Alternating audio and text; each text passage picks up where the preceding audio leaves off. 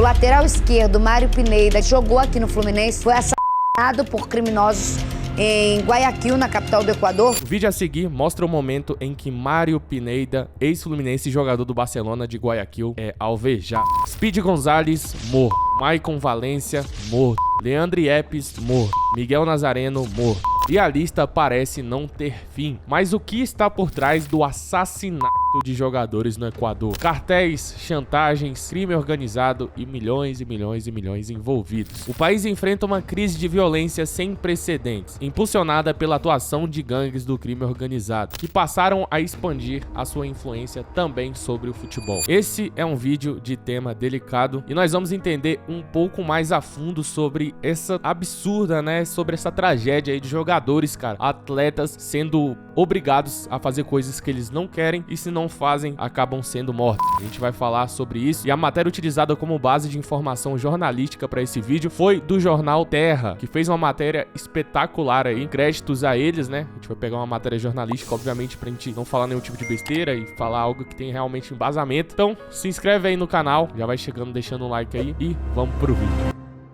O assassinato de Mário Pineda, ex-jogador do Fluminense, que estava no Barcelona de Guayaquil e jogador de seleção, tornou-se o caso mais recente de uma sequência de ataques fatais contra jogadores de futebol no Equador. Desde o início de 2025, pelo menos 5 jogadores foram assassinados em território equatoriano. No entanto, a morte de Pineda marca uma mudança de patamar. Trata-se do primeiro caso envolvendo um jogador famosíssimo no país e um jogador de seleção, cara. Então, realmente, é quando a coisa chega a um ponto de assim, não precisa mais esconder, sabe? Já chegou a um nível absurdo. Porém, casos anteriores já indicavam que a violência iria escalar. Em setembro do ano passado, homens armados assassinaram Jonathan Speed Gonzalez, de 30 anos, dentro de uma casa em província de Esmeraldas. Segundo Osvaldo Batadias, dirigente do 22 de julho, dirigente do clube do Speed, a motivação teria sido envolvimento forçado com apostas ilegais. Para vocês terem uma ideia de como a coisa tá pesada lá, o próprio dirigente que deu essa declaração sobre por que isso estava acontecendo, e falou pra imprensa e tal, o próprio dirigente, o próprio Osvaldo Batadias, teve que fugir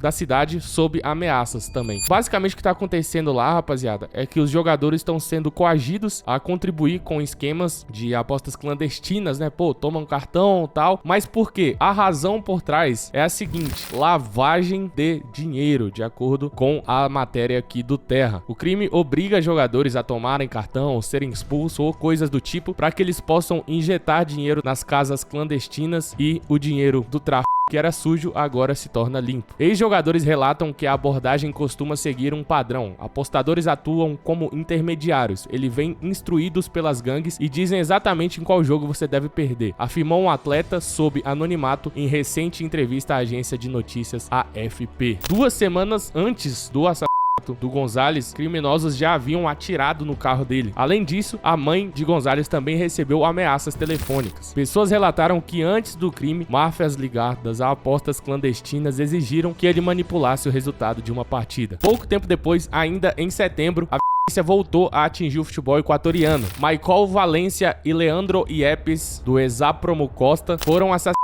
em circunstâncias semelhantes. A cidade, assim como Esmeraldas e Guayaquil, figura entre as mais afetadas pelo avanço do crime organizado. Em novembro, outro caso chocou o país. Miguel Nazareno, atleta das categorias de base do Independiente del Valle, morreu em um dos bairros mais violentos de Guayaquil. Em nota, o clube afirmou que o jovem foi vítima da insegurança que assola o país. Um relatório da ONU, que inclui o Equador, alerta para a inflação do crime organizado no futebol e em outros esportes, utilizando tanto para a lavagem de dinheiro quanto para a circulação de lucros ilícitos. O documento indica que 1,7 trilhão de dólares, ou seja, 8,5 trilhões de reais, movimentaram esses países atribuídas a apostas clandestinas. Rapaziada, os países sul-americanos aqui são muito parecidos com o Brasil nesse termo de violência, né, cara? Infelizmente. Só que, assim, tem um fator no Brasil que contribui, que é menos pior, porque, assim, por exemplo, aqui tem vários estados, né, que são comandados e tal, que tem uma grande influência desse tema aí. Porém, pelo tamanho territorial do Brasil, alguns estados são muito atingidos, mas outros não, né? Então, no caso desses países como o Equador, que são muito pequenos, meio que as pessoas não têm escapatória, sabe? Por exemplo, alguém que tá num estado, se você mora num estado muito perigoso, a gente sempre cita o Rio de Janeiro, né? Você tá numa cidade muito perigosa. Tem opções de você sair e ir pra outro estado ou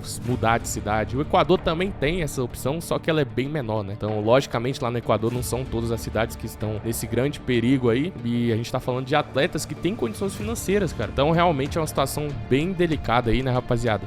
Espero que isso melhore, pelo amor de Deus. Esse foi o tema do vídeo de hoje, né? Então, muito obrigado por assistir até aqui. Um vídeo que não dá pra gente fazer gracinha, que a gente faz as piadinhas aqui geralmente, né, rapaziada? Um vídeo mais irônico, um vídeo com piadas, com humor. Esse aqui não tem nem como, né? Tem nem como pensar em fazer uma coisa do tipo. Eu ia finalizar o vídeo já, né, rapaziada? Só que eu resolvi entrar aqui no principal jornal do Equador, aqui é o El Universo, né? É o maior que tem lá no Equador, o principal do país. E aqui tem uma matéria, né, sobre o Pineda e tal, que fala sobre o lugar, ó. Confirmou que a vítima do ataque armado em Samanés 4. Aqui é como se fosse o nome do lugar, né? Não, é como se fosse não, né? É o nome do lugar. Era o jogador Mário Pineda, dos registros do Barcelona. Mário Pineda era um futebolista profissional equatoriano, nascido em 6 de julho de 92 em Santo Domingo, em Barcelona. E aqui, rapaziada, tem os repórteres, né? Lá na cena do local, cara. Então, realmente, assim, uma coisa muito, muito triste, cara.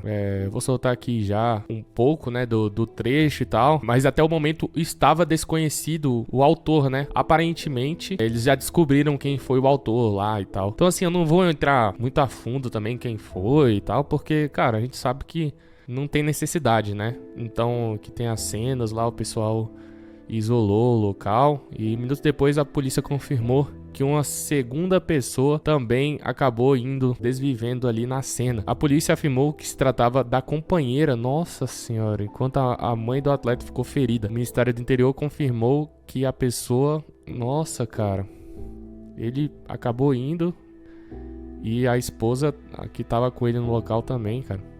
Realmente bizarro, cara. Jogadores do Barcelona se aproximaram do local. Alguns pediram às pessoas que não filmassem a cena. Pô, obviamente, né? Se a gente observar aqui, lá no momento, ó, tem muita gente em volta, cara. Isso aqui é normal, padrão, né? Até no Brasil é assim, né? Não acontece uma coisa dessa, enche de gente. Mas, pô, pensar em filmar é terrível, né, cara?